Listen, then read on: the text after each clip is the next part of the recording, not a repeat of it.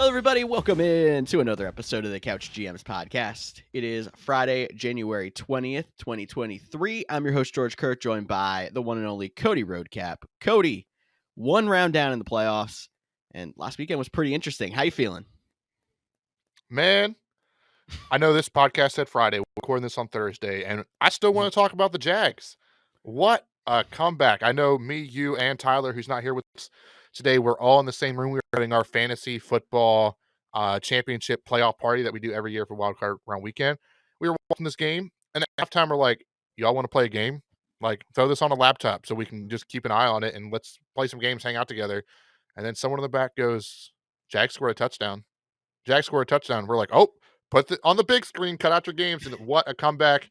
I know a lot of people were roasting Al Michaels and Tony Dunn. Give them a little bit of a break. That was an incredible game. Man, Wildcard Weekend did not disappoint. There were some slow starts, some bad halves, but overall, I think it was a big success. Man, there were so many games that we were like, this is going to be a blowout. But really, there was only one actual blowout. I mean, the 49ers Seahawks game wasn't a pretty second half, but the Seahawks were leading at halftime. We never could have actually guessed that. Every game seemed to be close around halftime except for that Cowboys-Buccaneers game, so we could not have asked for much better football this last weekend, you're right. Yeah, and I think since it was a blowout, let's just stop having Monday night playoff games. Let's just go back to 3 on Saturday, 3 on Sunday, give teams 2 days rest advantage. Yeah, and then, I mean, heck, even the Dolphins, like, they looked bad all day and questionable clock management for sure, but they were up in the third quarter at one point out of nowhere. Like, that was Wild Card Weekend, man. It sucked that the Packers weren't there as a Packers fan, but there was, I'm not going to say it was nice because it wasn't nice. I would always rather have my team there, but it was different to be able to just sit back and just enjoy football. Like, normally when you're a fan, I'm sure if you guys are out there and your team didn't make it this year, but they're, a team that's traditionally in it, Pittsburgh Steelers, one of those type of teams. Like, even when your team is at 4:00, like, you're watching the 1:00, you're like, man, what are we going to do? What are we going to do? Or, you had a good win, so you're super high that you're not paying attention to the game after it, or you had a big loss and you're depressed. So being able to sit back and watch the games definitely didn't disappoint. And looking forward to the divisional round, we have a lot of great matchups. Yeah, even as an Eagles fan, like, I'm sitting there, like, running through the scenarios of, like, oh, we could play this team, or this team could be coming out down the road. Like, you still have your mind elsewhere if your team is in the playoffs at all. So 100% agree with you there. But this is what makes the NFL playoffs so special. Anything can happen any given day. Even though the results ended up being pretty similar to what all of us had guessed, it was very entertaining to get there. But anyway, on this show today, we're going to hit some NFL news and notes. We're going to preview the divisional round that we hope is going to be just as good as Wild Card Weekend. And we're going to update the NFL Playoff Challenge.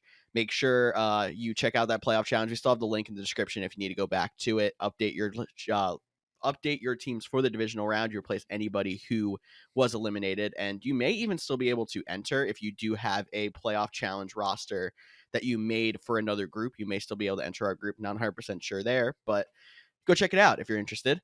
And you can find us on thecouchgms.com and our socials. We are everywhere at the Couch GMs. All right, Cody, let's jump into NFL news.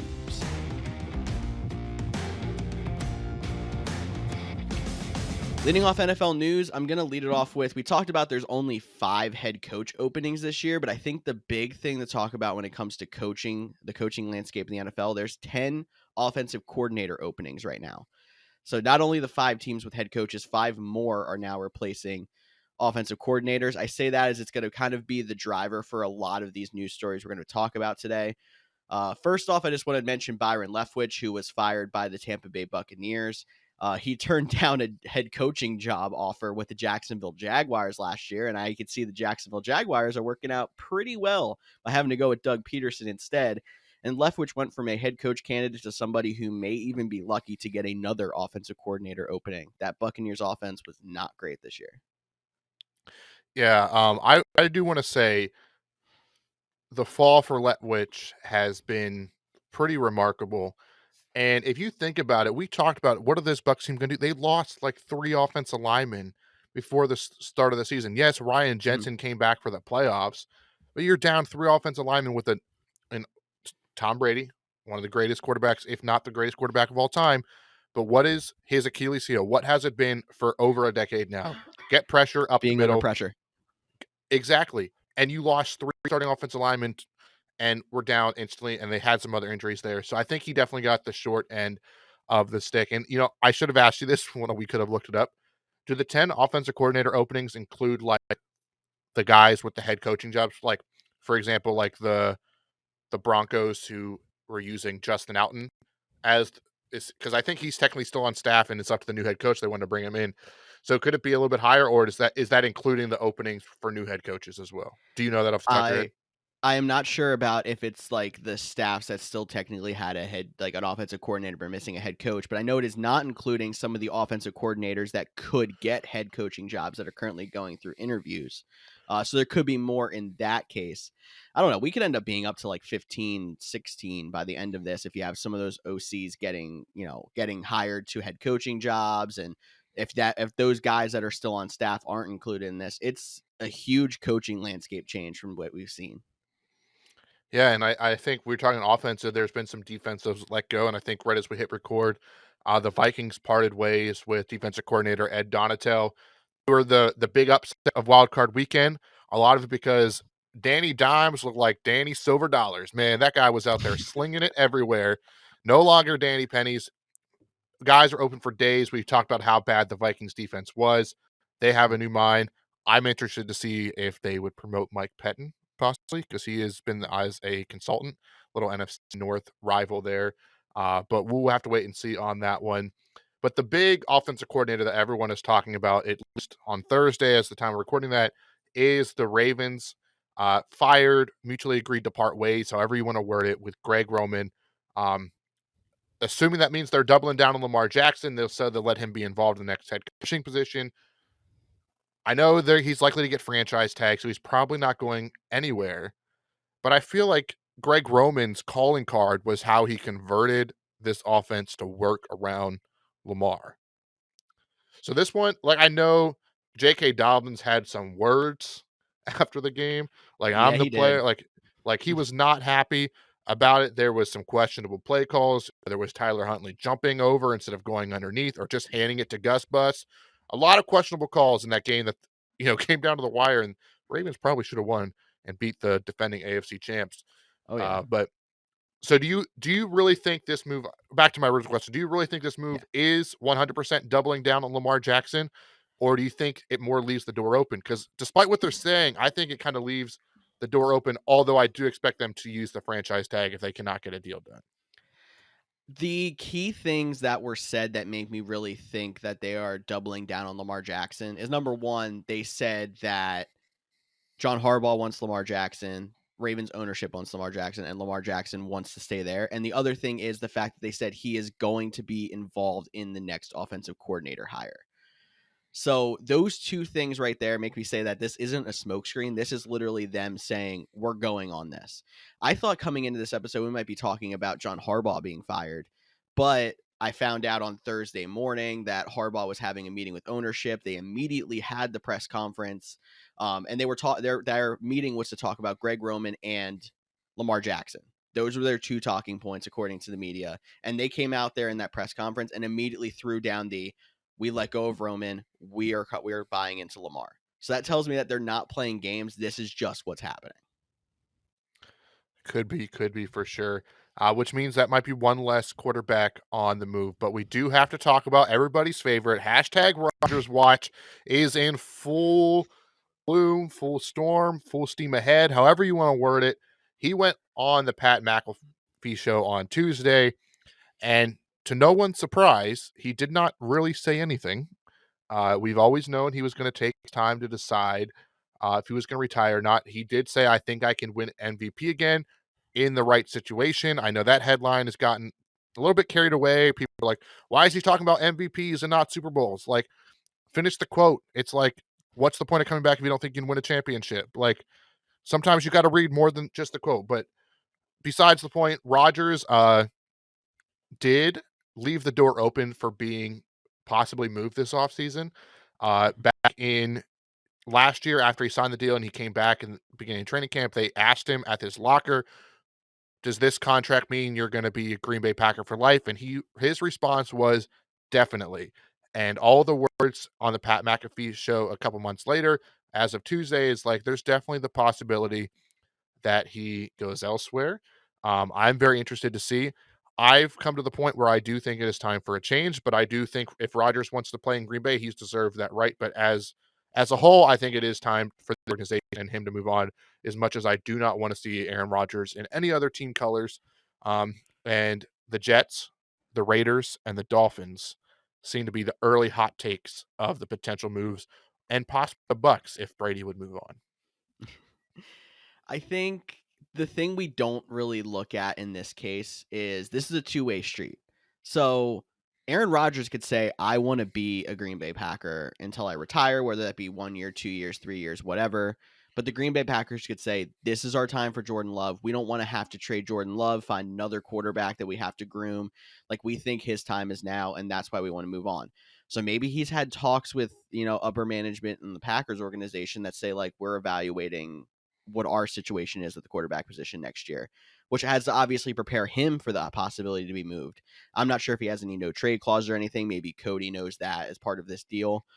But this isn't just Aaron Rodgers' decision. And the Packers are set up with, if Jordan Love does play as well as he's shown flashes of this year, he has a good chance to be a franchise quarterback, and this Packers team might not miss much of a beat. Maybe they won't be a Super Bowl contender next year because they have some other pieces to build around.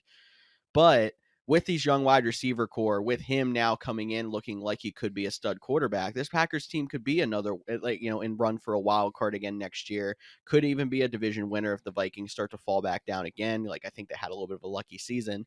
And that's all without Aaron Rodgers. So, I mean, I don't know if you have an answer to the no trade clause situation, but it's very possible that he does get moved.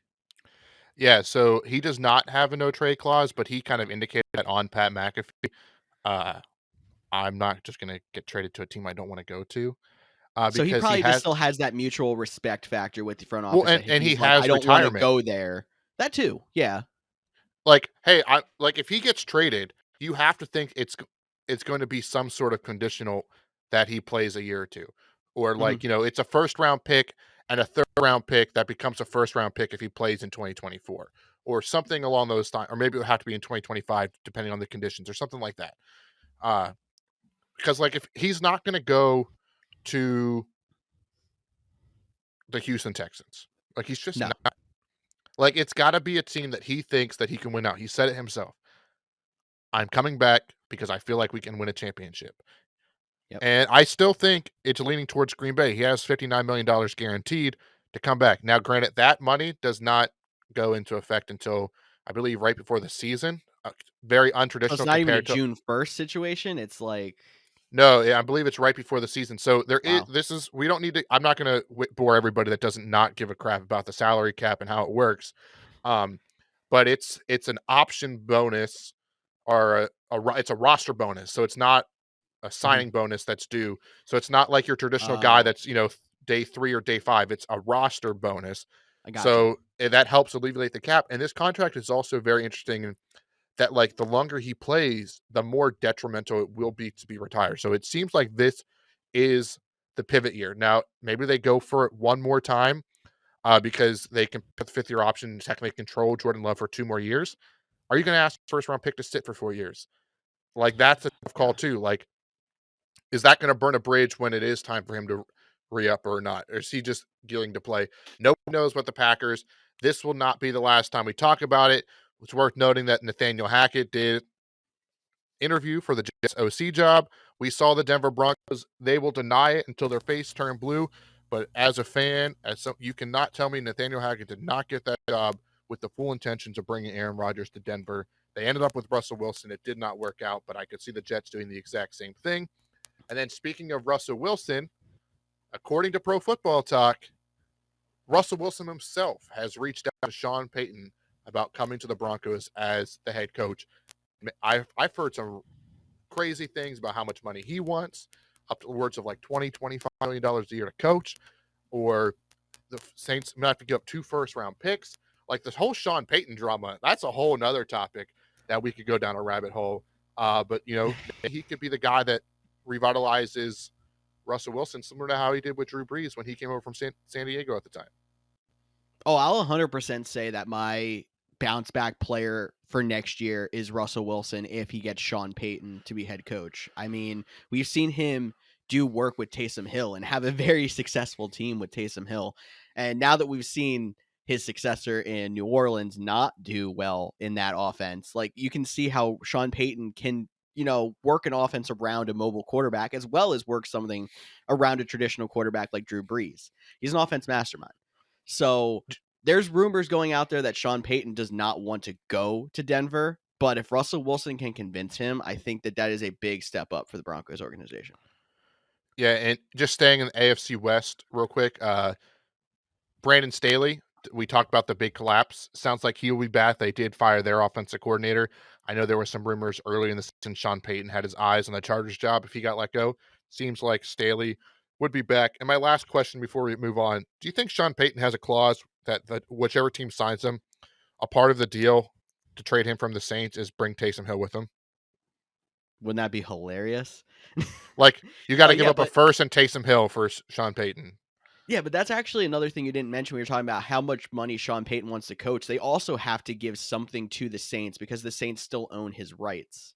And it says that the Saints want something pretty steep. So going out there and hiring Sean Payton could be a big boom for an organization. But at the same time, it's almost like you're paying up to get a quarterback in the draft because you're paying all that money and you're paying in probably draft compensation to get him just to coach. Definitely. One last thing, coach's salary doesn't count toward the salary cap, so you don't have to worry about that. Yeah, if your team does. You're right. But let's stop, speculating and thinking about the future, and let's talk about the stuff that actually matters in our divisional round preview.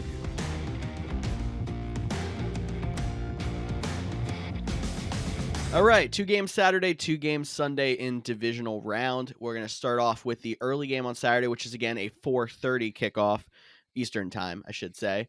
Jacksonville Jaguars traveling to the 1 seed Kansas City Chiefs. A couple injuries to note. Mecole Hardman is out for the Chiefs, and on the Jaguars side, it seems like everyone's going to be good. The 2 key questionables for them are Trevor Lawrence and Jamal Agnew. Both have been on and off the injury report lately, especially Lawrence. So I expect them to be good to go.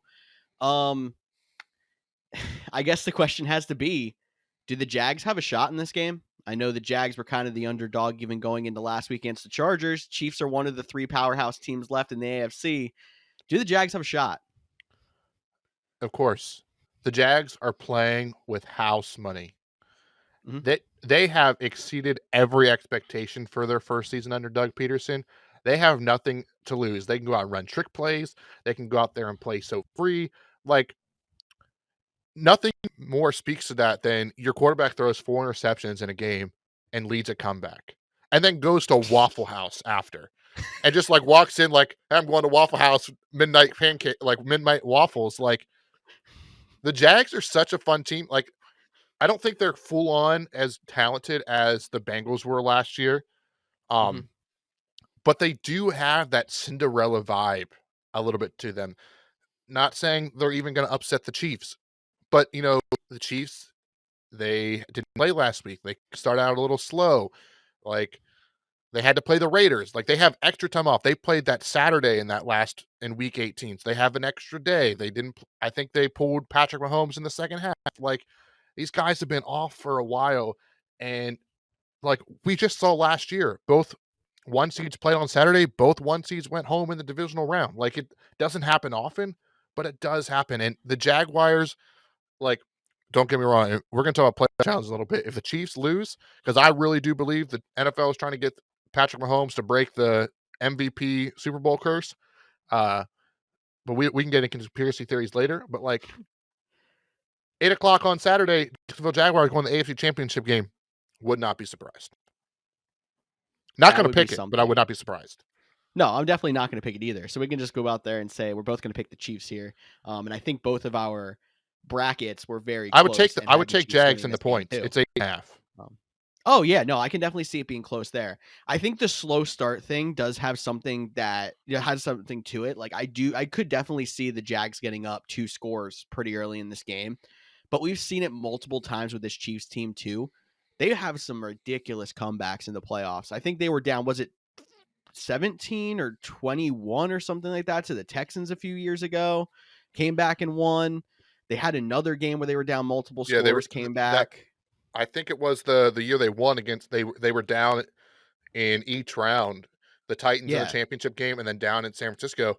They were also up big against Cincinnati last year in the AFC Championship game. So they have now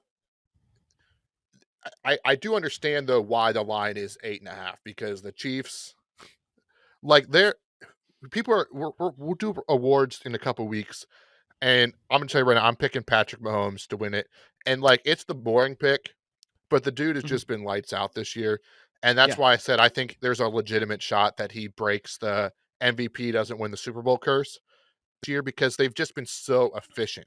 Like they had Travis Kelce, like their offense got better without Tyreek Hill, which is crazy to think, but it's Because they're because spreading the ball out more. they they they still have their go-to guy. Like I need a first down, I have my bucket getter in Travis Kelce, but Mhm. they get Marquez Valdez-Scantling involved. They get Juju Smith-Schuster involved. You know they've gotten Jerick McKinnon, dude. Mhm. Like They don't have dude, Hardman, but they still have Kadarius Toney getting a couple of big plays. yeah, man, heck, they might break out another ring around the posy this week and just run up and like what was that? But that was super clean. Yeah, I think they got a Yeah. penalty on the play, but and it didn't actually count. But like he would have scored on that play. Like Yep. the Chiefs are just out there having fun too. And I think this is a great matchup, a great way to start off the divisional round. And it could be a blowout by the Chiefs. And the Jags have just, the clock struck midnight and they're back to a pumpkin if I want to continue to use that Cinderella reference. Or the Jags shock the world. Like either way, like honestly, might be my favorite game of the week just because there's so much unknown. It's so hard to predict. And it should be a great one. I'll finish off this game with this. If the Jags are going to win, it's going to be pick the over.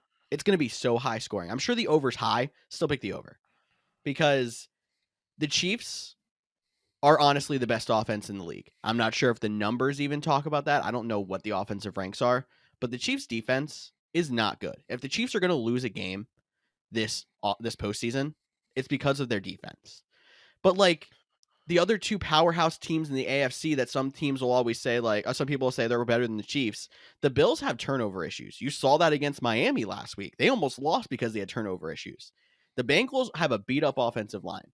The Ravens have a good defense, but the Ravens exposed the hell out of the Bengals offensive line last week. The only reason they won is because they got a defensive touchdown. So like the Chiefs have the No, best offense in the league. I think Yeah, I go think ahead. what the way you didn't come out and say it directly, so I'll just say it for you. Mhm. Any one of these 8 teams left can legitimately win the Super Bowl. Yes, there's Yeah. teams that are favorites, teams that you would expect, like the Chiefs, like the 49ers we'll talk about, maybe the Buffalo Bills. Not really going to talk about the Giants, but they have a legitimate shot. Some are a Mhm. lot better than others. But I do feel I do kind of feel bad for the Lions 'cause I think they were playing like it. But I do feel like at the end of the day, we got the 8 best teams in the final 8.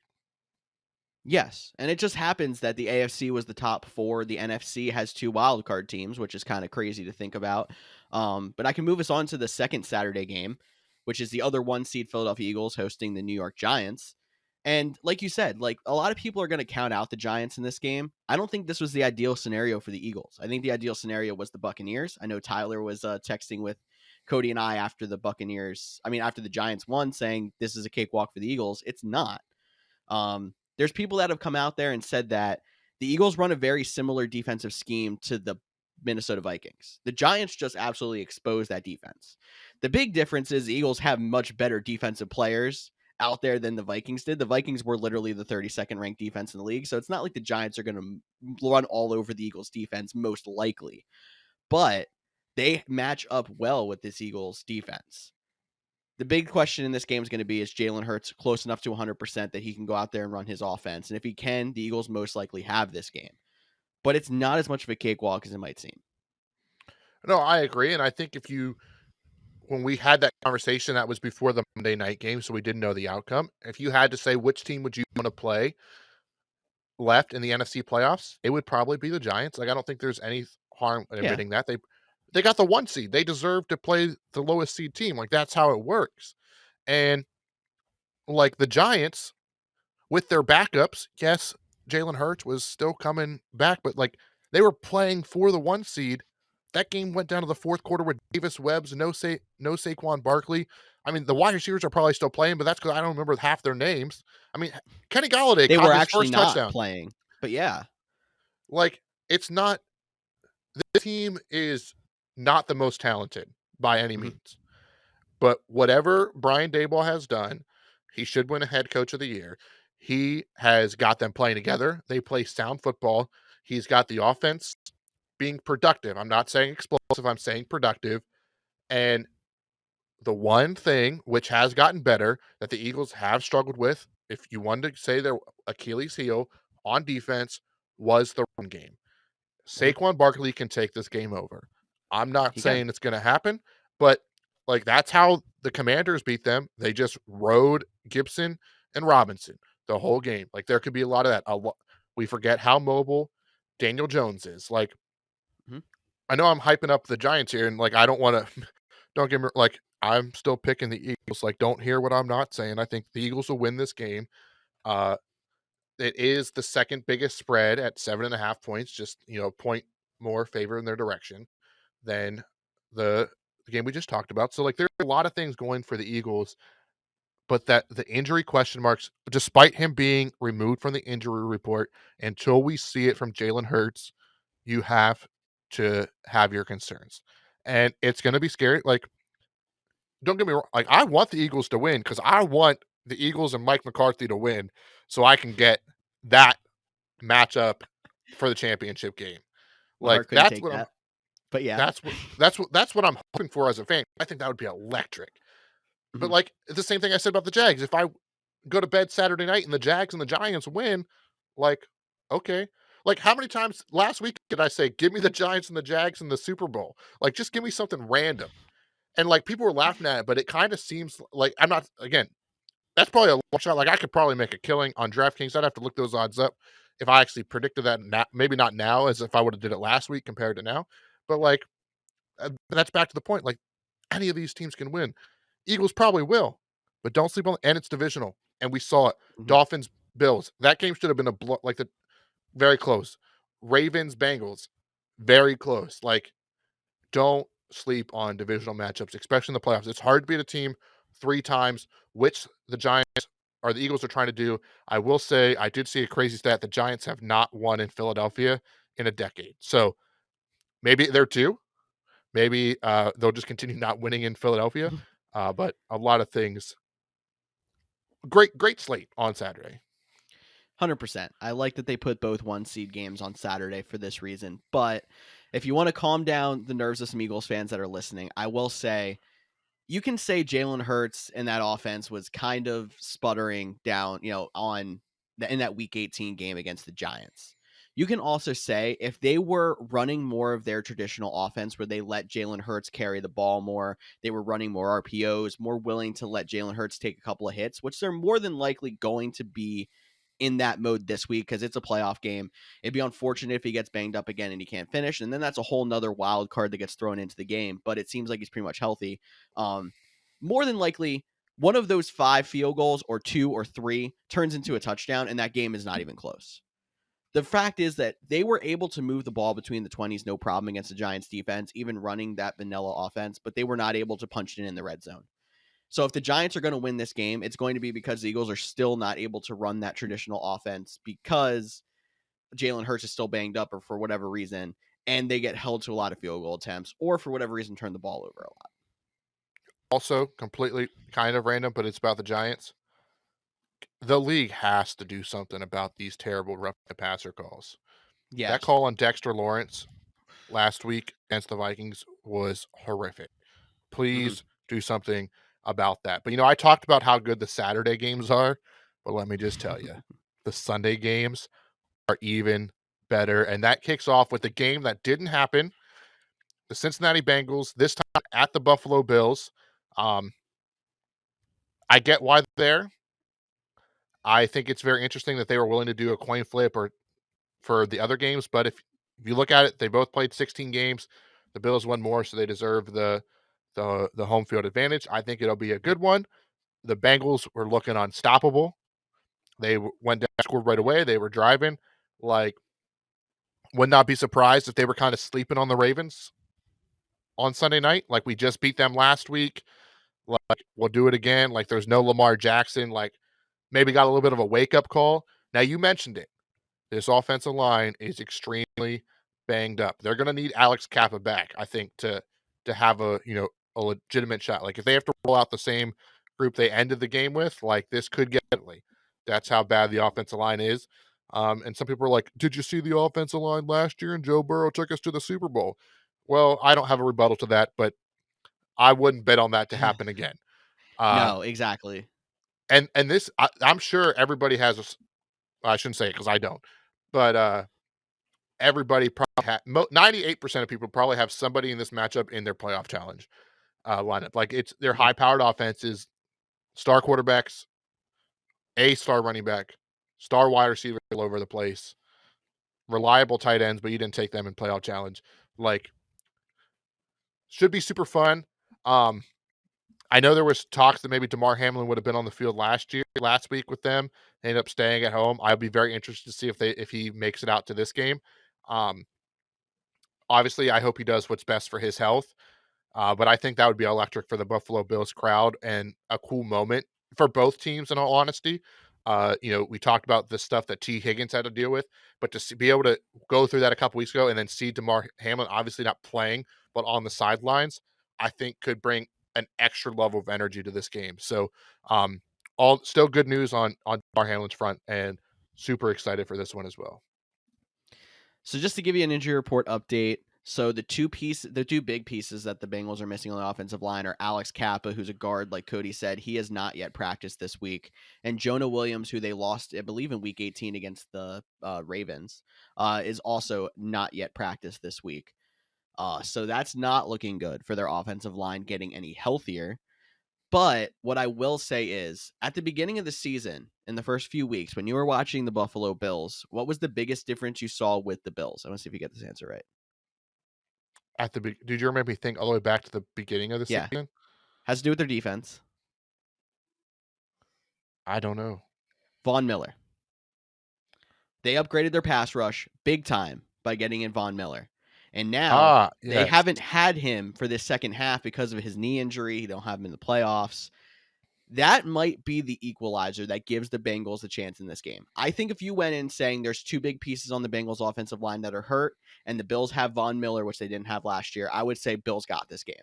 Without that being the case, this could be game of the year. It 100% could be. Like, man, these games are so good. Like, I'm just getting so excited about it. I'm not even a fan of either of these teams. Like, I think they both would be great Super Bowl champions, but like, it should be a great game. I love you bringing up like the lack of pass rush. Mm-hmm. Not that they haven't had some other guys like Shaq Lawson has done well, Ed Oliver up the middle. Like, they have guys. Like, it's not like they were Von Miller and nobody else. But they, to your point, it wasn't something I had thought about that. They're not at the same level they were to start the season.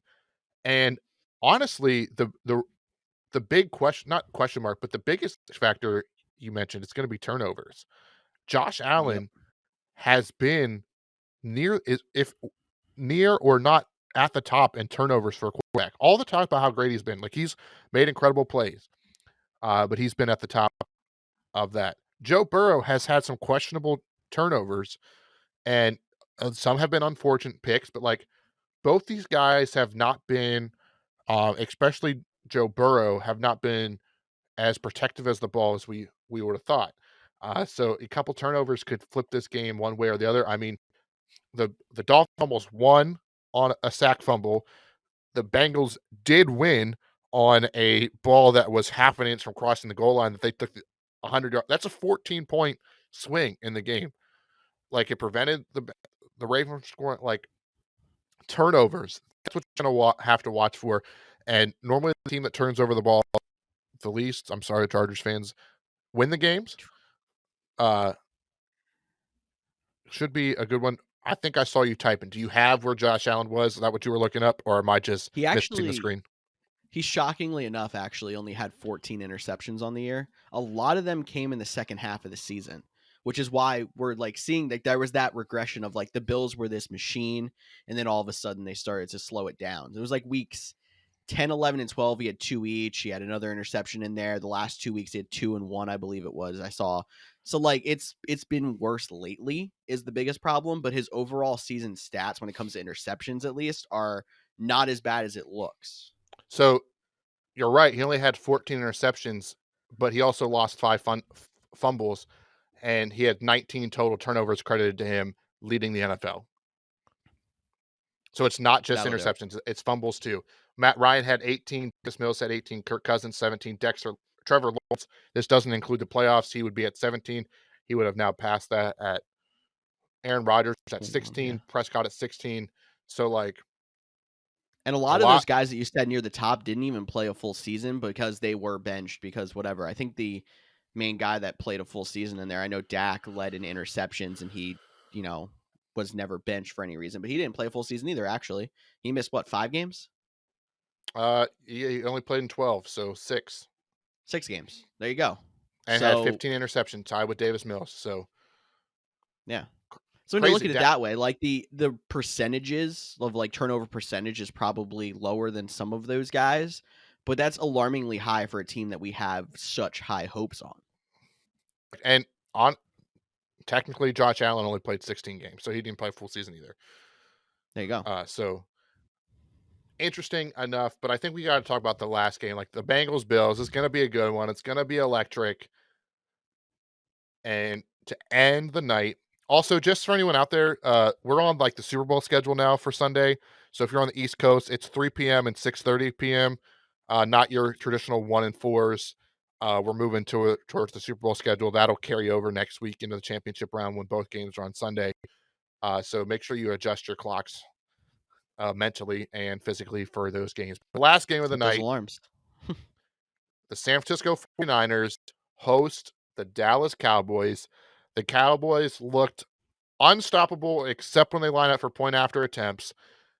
The 49ers had some struggles early, finished putting up a 40 burger on their division rival, the only divisional game that wasn't close when the clock hit 0. Brock Purdy, a living legend. One thing we did not talk about, and the 49ers made me think about this, and I wish Tyler was here because I was going to ask him specifically.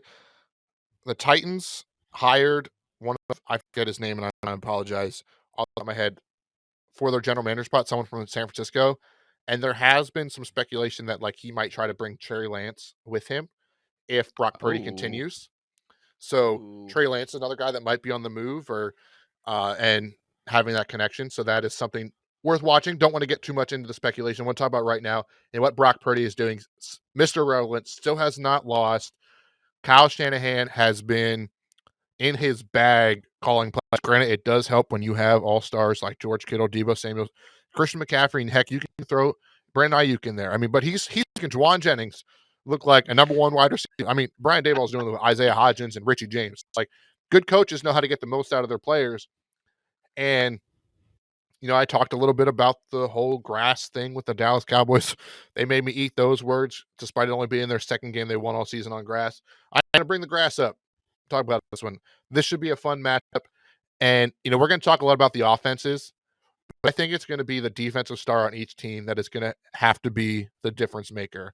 Whether that's Nick Bosa for the 49ers, probable defensive player of the year, or probable runner-up defensive player of the year, Micah Parsons. Like, because we're fantasy, because 95% of what we talk about is the offense. Like, don't sleep on what these stars on both sides on defense are doing. Like, they're difference makers. There's other pieces like Fred Warner. He's one of the best linebackers in the league. Eric Armstead, often forgot about in San Francisco. Dallas, they have Trayvon Diggs, who likes to make plays. They have Dexter Lawrence. So, yeah, I know. I wasn't going to throw the shade, but like this is just a fun game. I also think it's very interesting. Like, the Dallas Cowboys won their first road game in what I don't remember the exact 29 years. It was like 29 years. I was going to say it was 29 or 30 or 20 to 30. And The opponent they did was the 49ers, so now they get to go face the 49ers. Like, I can't say it enough. What an incredible slate. What an incredible matchup. Will Brock Purdy ever get rattled? Will Dak and Dalton Schultz and Tony Pollard look like they're not playing the Bucs defense and the Bucs offense this week? Like, don't think what we saw last week is just going to be out the gate. And Tyler, he didn't do it because George made some questionable picks on our playoff rounds, but he was going to throw out Tony Pollard as like a wild card. And Dallas has to ignore the Zeke contract this week. They have to feature Tony Pollard for their best chance to win. He is the more explosive one. He's the big play threat. Like, they have to get their playmakers involved. I've been talking a lot. Like, you got stuff to say about this game. I have a lot of stuff to say about this game. I could jump all over different things that you said too. First off, with the Pollard thing, there's so many times that I was watching that Cowboys and Buccaneers game that I was like, why is Zeke on the field? Especially at the goal line. I get it. Zeke is their power back. Pollard's not your traditional goal line back. But Zeke couldn't get anything going. And Pollard was popping plays off every single time he's on the field.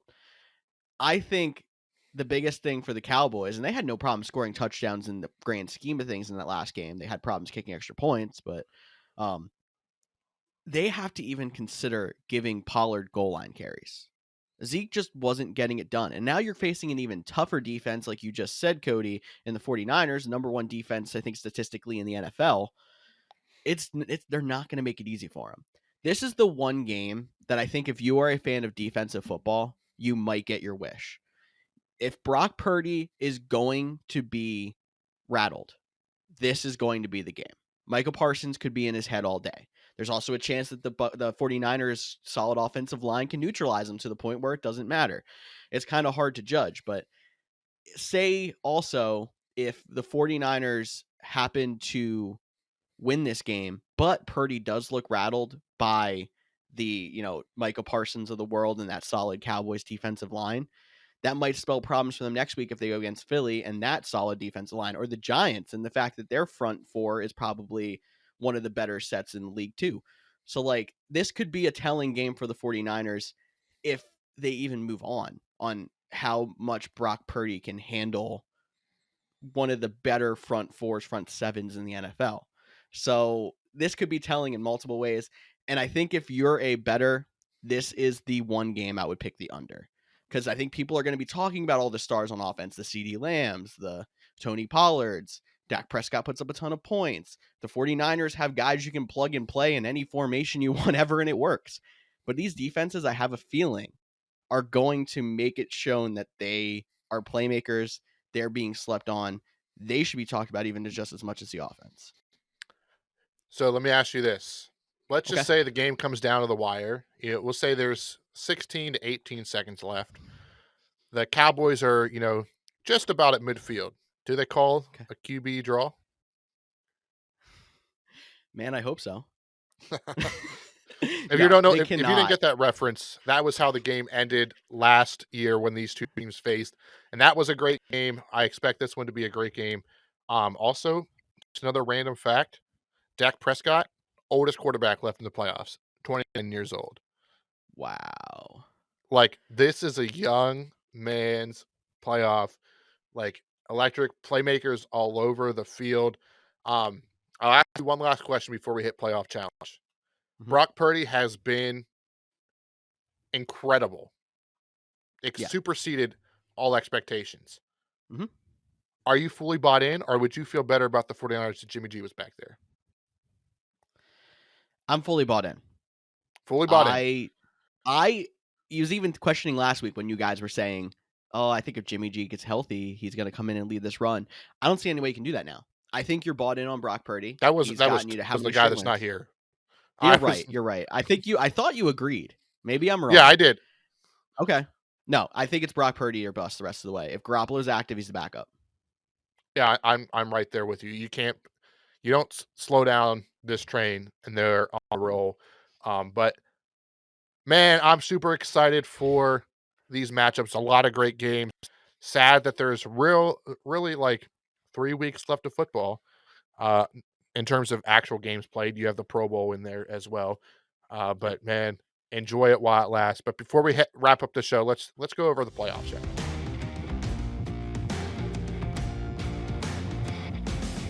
I'll start off our playoff challenge segment giving a little update of the current standings. Now, after week 1, this kind of does mean nothing. There's a lot of people that had players on bye. Multipliers are going to become a big deal here. But currently our top 3 are Brandon, who we actually do know who Brandon is, JT, and Playoffs. So if you are out here listening, make sure you change your playoff challenge team name to either your full name or your Twitter or Instagram handle so that we can go find you after the season. If you do win, we would like to invite you on the show. And then an update for our teams. Tyler's currently in 12th. The Couch GMs team is in 16th. Cody in 18th, and I am in 22nd. I know me, Cody, and the Couch GMs all have everybody moving on to round 2. If you want a little update of our roster, we have Jalen Hurts, Christian McCaffrey, Joe Mixon, Devontae Smith, Stephon Diggs, George Kittle, Evan McPherson, and the Bills defense. Given that we have Bengals and Bills, we will have to replace some people next week. So make sure you check us out and we see who we have to replace then. Unless Cody wants to replace somebody right now. No, I'll save my pick for next week when it actually matters. And I think that's a great point to like. If you started Patrick Mahomes, or you know what, here, I'm gonna start it this way, George. I had some time to reflect about last week. Yeah, I got very upset when you picked George Kittle over Travis Kelce. Yes, yeah. And I got even more upset when you picked Devonta Smith. And somehow that one was not the one we made a bet on. We made a bet on George Kittle and Travis Kelce. And I'm not rescinding my bet. Yep. One of us will wear a wig for an episode. But I will say, after time of reflection, I don't hate the George Kittle pick. It makes sense. And the way they looked, it does look like they're going to be in the Super Bowl. You're at least going to get the ×4. So I do want to apologize on air to your face. I feel like that's the right and respectful thing to do. I still would have went Travis Kelce because I do think he'll be there as well. But the 49ers look unstoppable. So now that I got that out of the way, he talked about Devonta Smith. Do I want to replace anybody? If you have Patrick Mahomes, even if you went wild and went Jerick McKinnon, Travis Kelce, Devonta Smith, AJ Brown, like if you have those guys, like you already took a 0, don't be in there being like, well, I mean, I kind of think the Eagles are going to lose now. So like get the double points. Like it's not worth it. Unless they're like an injury or something. Like if you have Miles Sanders and he tweaks his hamstring, knock on wood, that doesn't happen right before, then go out, like obviously go get points because don't take 2 weeks of zeros. But like you mentioned, I know my team, your team, Couch GMs, we're all every position, double 2 multiplier this week. It's going to shake up the standings. I know Tyler does not have that. I think he has a good majority, but he had Justin Jefferson on his team, who the Vikings got bounced. So let's go over some big names that you might have to replace, whether it's Justin Jefferson, TJ Hawkinson. I mean, he still got you a big week if you went with a different tight end. Tyreek Hill, if you chased his points, or maybe even a Jalen Waddle. The most owned running back last week was Austin Eckler, and he got eliminated. So there's probably a lot of people out there, not taking or trying to fill the running backs. Keenan Allen's also a guy. Not too many people took the Seattle wide receivers, but they Lockett and DK, they're big names. Got to talk about the same thing with the Bucs. Mike Evans, he had that big week in the championship matchup, so maybe you're trying to chase some points. And Chris Godwin. So let's start with the wide receiver position because that is the one that we have the most names to replace, most likely, because it was the most diverse. What are some guys you're looking at? And I think there is also some strategy talk. Maybe if you think the Chiefs or the Eagles or what, like maybe we'll use the 49ers. Maybe because we didn't talk too much about them last week, but maybe you think the 49ers are going to win it all. Like you need to replace a wide receiver. It might not be Deebo Samuel you pick. You might pick Brandon Ayuk to give yourself a little bit of an advantage. But any guys that have your name or any strategies you want to talk about? Yeah, I think that was the biggest thing I was going to say. So like, if you're going to go out there and replace a wide receiver because you had like a Justin Jefferson or something like that, I think it doesn't make much sense for you to pick either Stephon Diggs or Jamar Chase because you're going to just be one multiplier behind almost 50% of people in every single week now until they get eliminated. So you're just going to put yourself at a disadvantage by doing that. You're almost better off going out there and taking somebody who is either a number 2 wide receiver or one of the lower the lower percentage owned guys that was a wide receiver one. So like Deebo Samuel, yeah, maybe you go out there and get Brandon Ayuk because any given week he can go out there and just put up even more than Deebo Samuel. AJ Brown might be somebody that's okay. He's currently 26% owned. I believe he was closer to 20 or 18 or something like that last week. Because a lot of teams didn't take people that were on bye. So he's not quite as bad. You're going to be behind less people in multipliers by taking someone like AJ Brown. But I think there's some of these lower owned guys that we have to take a look at. So CeeDee Lamb, if you think the Cowboys now with their landscape can go out there and make a run to the Super Bowl, he's somebody. But I think my favorite right now, Juju Smith-Schuster. Yeah, I was going to say, if you need a guy, Juju Smith-Schuster might be my favorite, just because the Bills-Bengals game is a coin flip. But T. Higgins, only 3% owned. Like, people forget, like, it's another one. He's been dominant. Now, you have to be confident. Like, you don't want to be stuck. So if you're debating between Juju Smith-Schuster and T. Higgins, I'd say that there's a better chance Juju Smith-Schuster moves on, like get the double points next week. But if you're pounding the table, hey, the Bengals are going back to the Super Bowl, the Bengals are beating the Bills this week, like T. Higgins, that's another guy that is super low owned in that mindset. Another thing, though, actually, look at who you have on your roster, because especially now as we're getting down towards eliminating some teams, this is not like regular fantasy where you don't really like stacking players. You want to stack a lot of one team and hope they get to the Super Bowl because of the multipliers. So if you're a team that already has Joe Mixon, already has the Bengals kicker in defense, maybe even has Joe Burrow, it's not a bad idea to get T. Higgins. Heck, maybe it's not even a bad idea to get T. Higgins if you already have Jamar Chase, because then you can go all in on, I think the Bengals are going to make the Super Bowl. That's my best chance of getting a ton of multipliers, and just take the shot. Yeah, and I mean, there's also too, like, if you want to play spoiler and like you think, like we talked about, like the Jags are playing with house money. If you think they can make a run, like really no one's starting, Christian Kirk. No one's starting Evan Ingram. No one's starting Travis Etienne. Like they're still good playmakers. There's a reason nobody's starting, because they expect them to lose to the Chiefs this week. But if you want to be different, or if you had a really bad week and you just want to try to make a splash and want to go out there and say, hey, let's have some fun, go with it. Like that's the fun part about playoff challenges. Yeah, we take it seriously, but it also lets you have really interesting guys that you like to root for that might be outside of your own team.